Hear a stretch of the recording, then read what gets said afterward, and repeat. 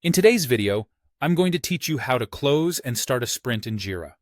If you're managing projects in Jira, mastering sprints is crucial for maintaining a streamlined workflow.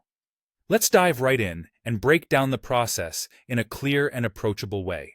First, you'll want to navigate to the project you're working on. Simply click on your project in the left sidebar. This is your gateway to accessing all the information and tasks related to the project at hand. It's essential to stay within the project scope to keep everything organized and on track. Next, head over to the backlog section. This is where all your tasks are organized, making it the perfect place to manage your sprints and track the project's progress. Once you are in the backlog, look for the active sprint. This is the sprint that you're currently working on, containing all the tasks you're aiming to complete within the sprint's timeline. Identifying the active sprint is crucial as it holds the key to maintaining your project's momentum. When you find the active sprint, you'll see an option to complete the sprint. Click on it, and Jira will prompt you with a decision regarding any unfinished tasks. This is an important step.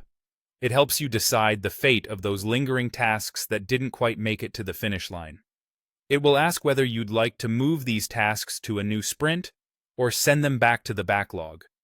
For this video, we will focus on moving them to an existing sprint.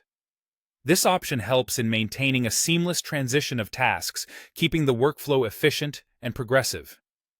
After you've decided how to handle the incomplete tasks, click on Complete Sprint to finalize the current sprint.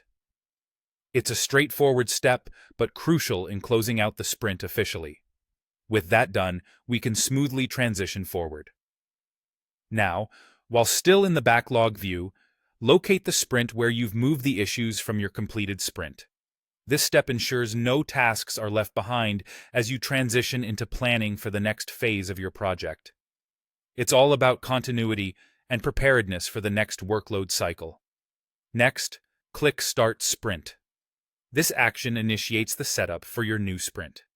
Here you'll be prompted to fill in the sprint details, which include naming the sprint and setting its duration.